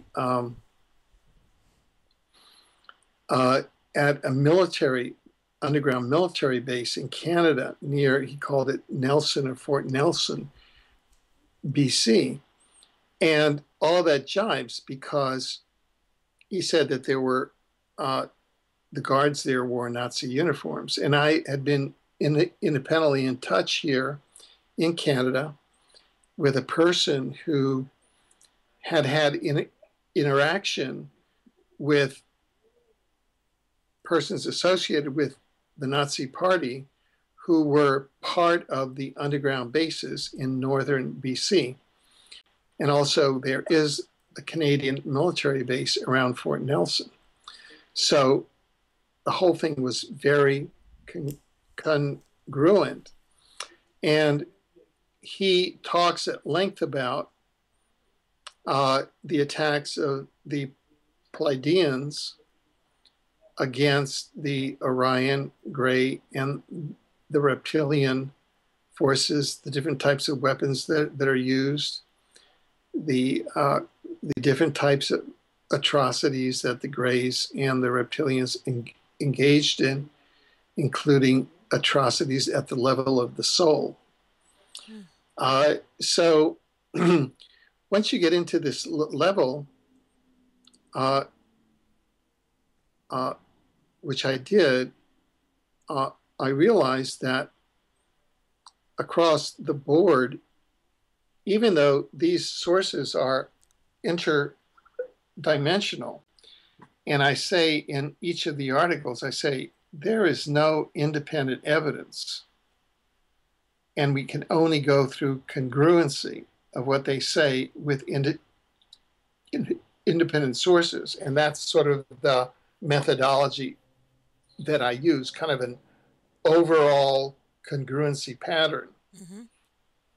Uh, it seems to me that sort of the political rollout term for the Orion Gray and Draco Reptilian agenda in 3D was the New World Order.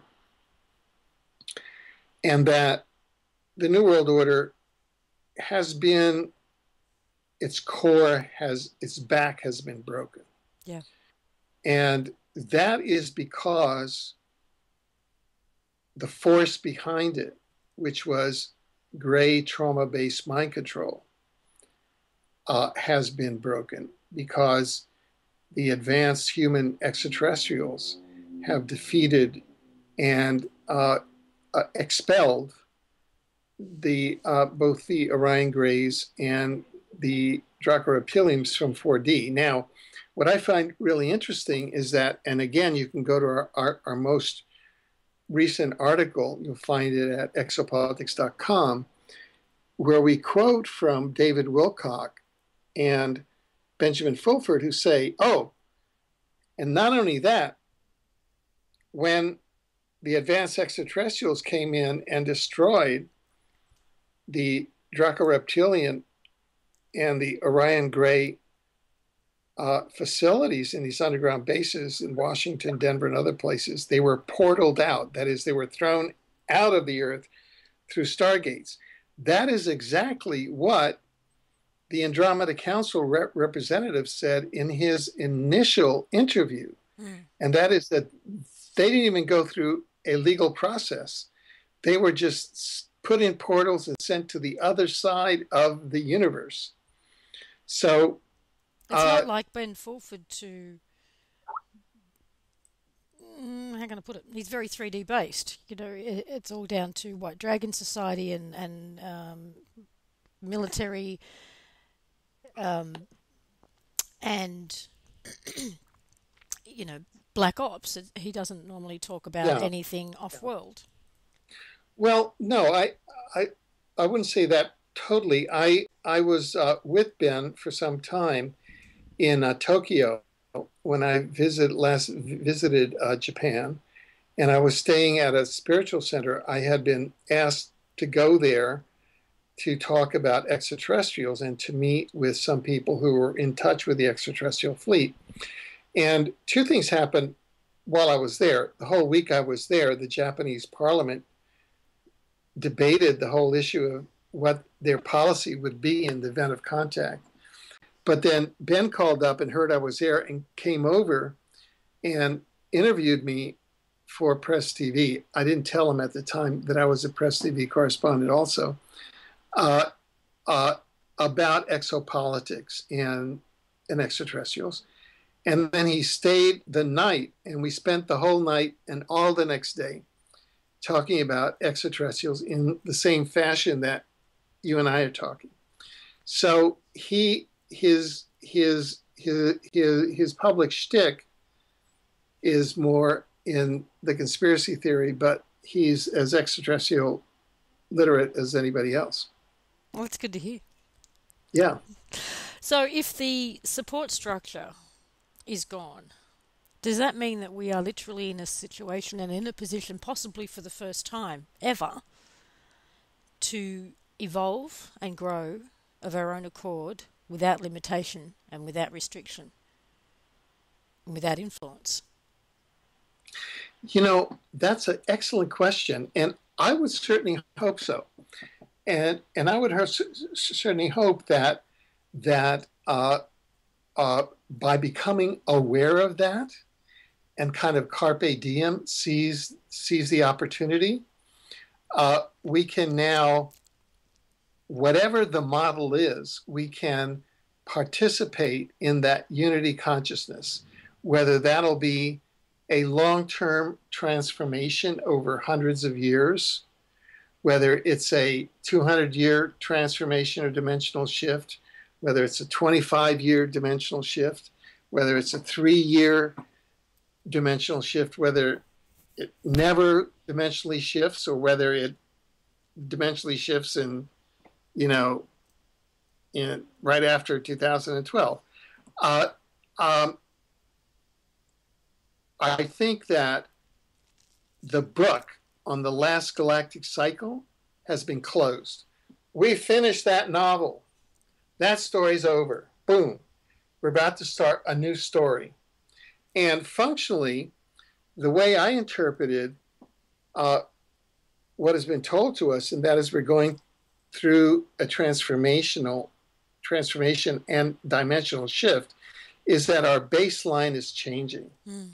Our baseline is changing to a place of unity consciousness. And if we can call it heaven on earth, well, our baseline used to be that we would be on earth and we would die and cycle up into heaven and then come back in and cycle up again into heaven. Well, this we're now transforming and we're going through dimensional shifts, so our baseline will be in heaven. And then we'll dimensionally shift upward from there.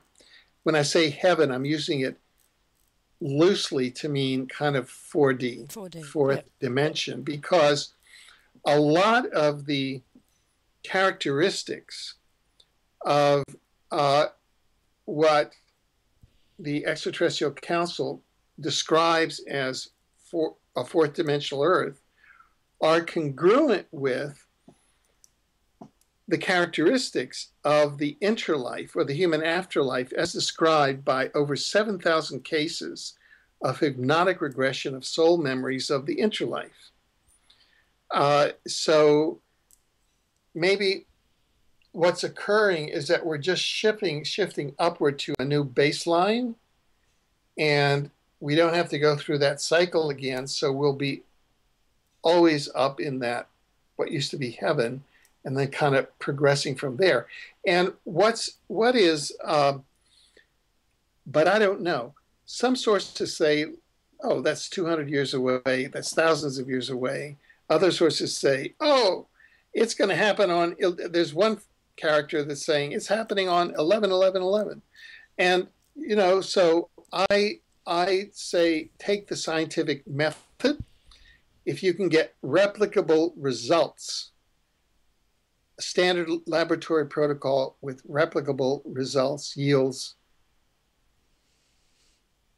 true knowledge.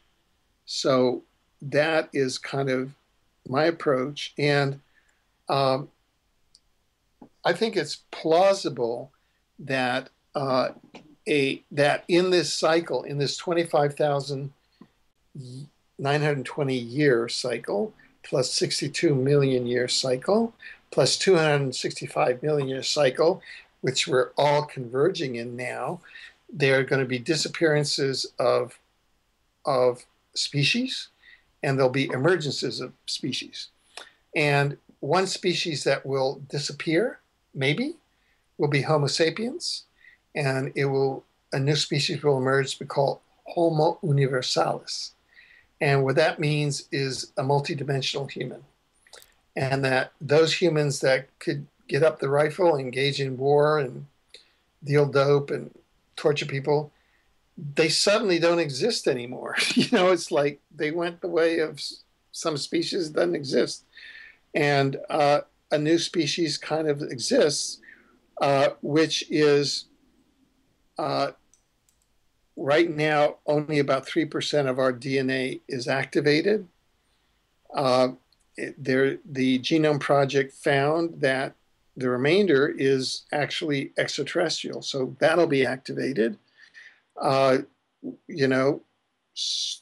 to 4 to 6 strands of our 12 strands will be activated of our DNA, and more of our chakra system will be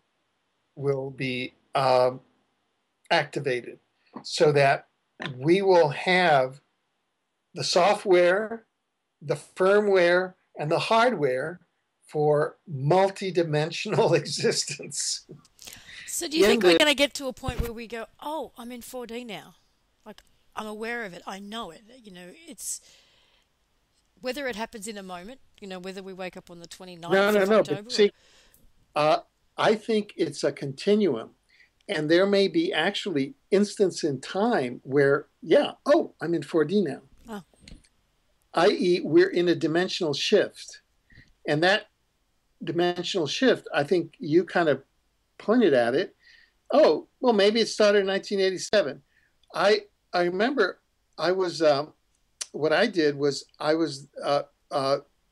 produced the harmonic convergence radio program on National Public Radio in the U.S. out of the Boulder, Colorado public radio station. I had Jose Arguelles and a bunch of other people on there. And, so maybe we started shifting then. And so we're in this because we're in time, which is this linear progressive experience in a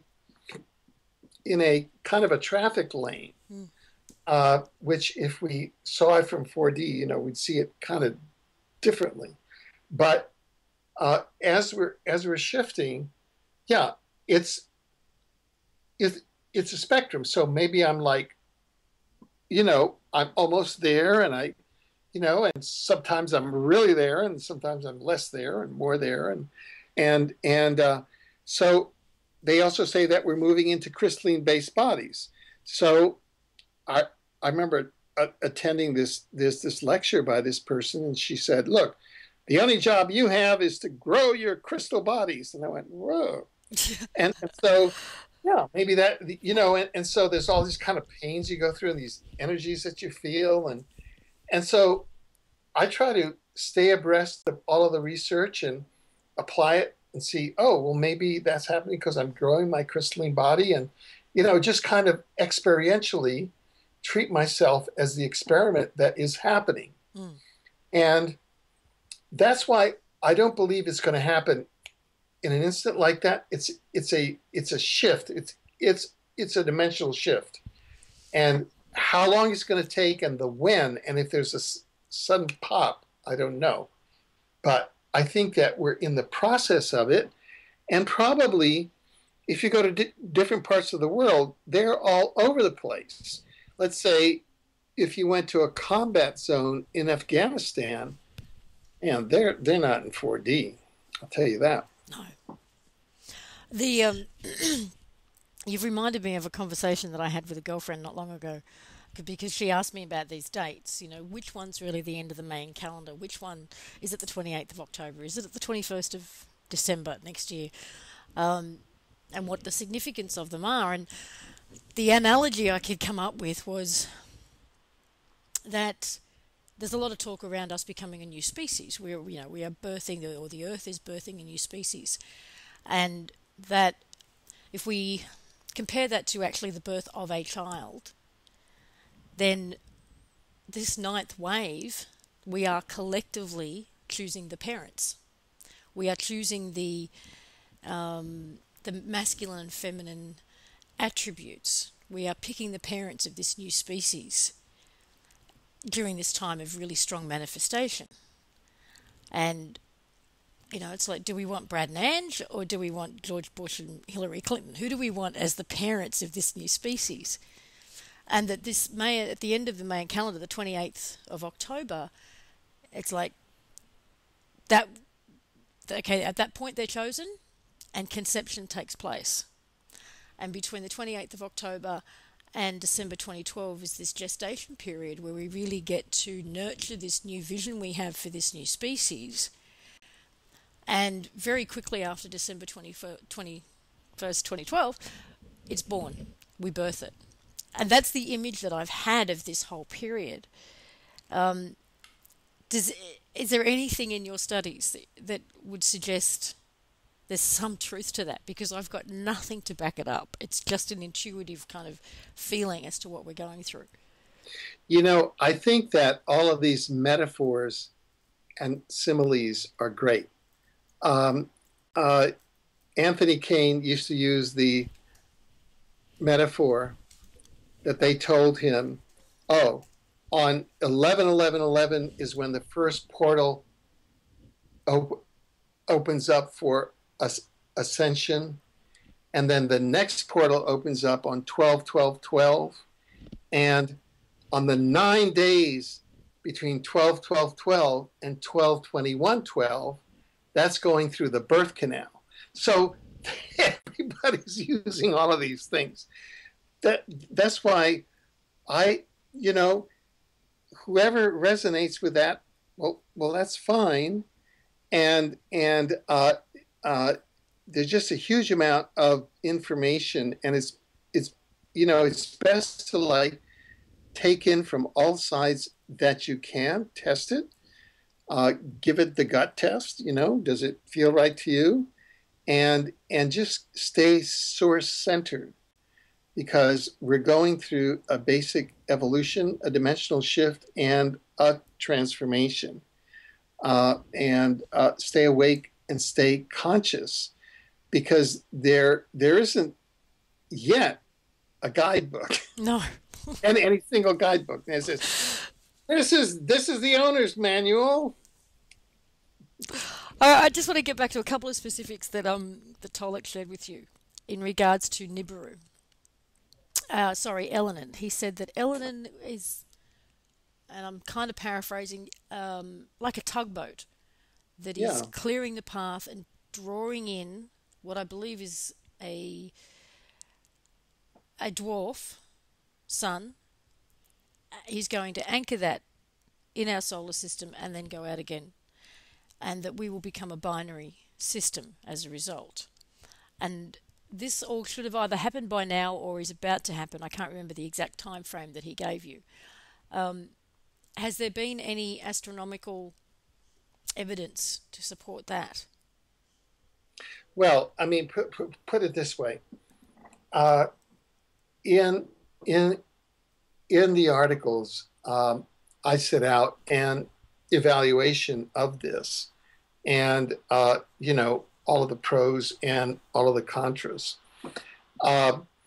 That dwarf star is supposed to be shielded so that we can't see it. One of my colleagues has now produced a photograph of what he thinks is the dwarf, and today we're at October 17th. So I think it's a developing situation. And I found over the years that I believe that one of the most difficult types of communication is interdimensional communication. And that very often issues like time and scale get garbled. Mm-hmm. So that these may be changes that don't come in an exact time frame.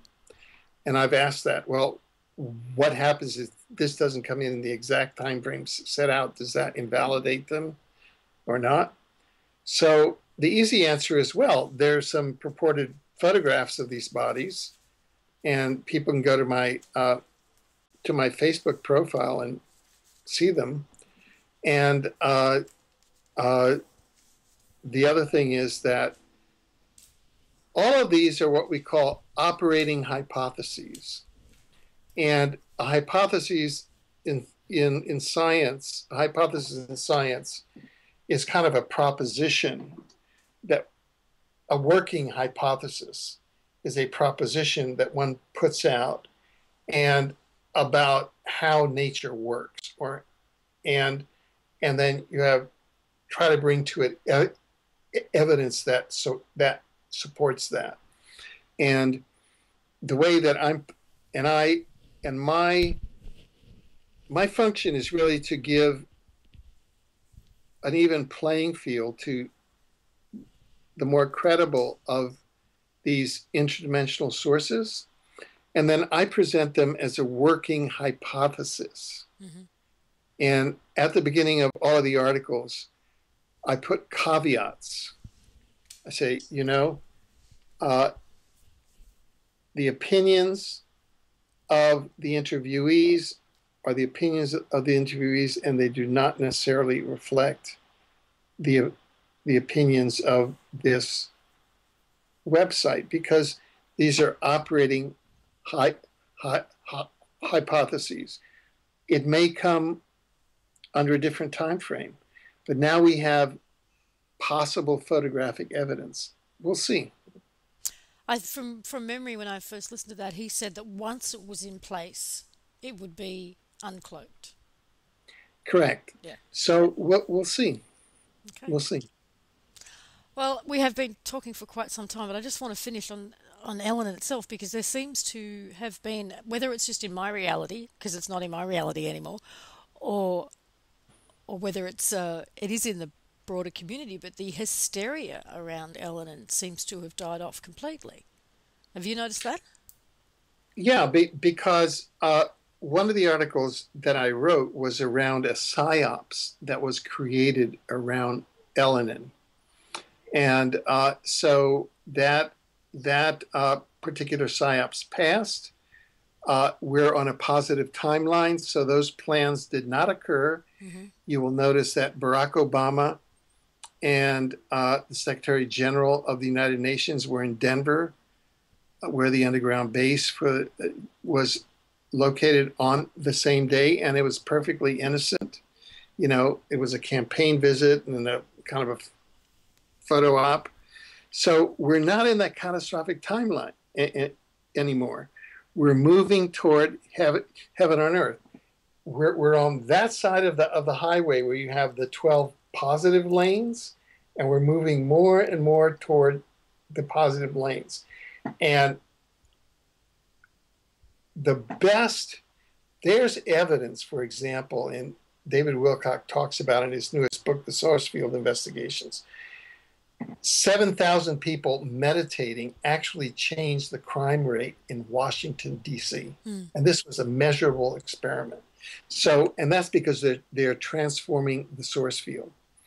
And so the best thing that we as humans can do is go vertical and just start putting out our thoughts and our energy to transform the source field, and we move our timeline over to positive.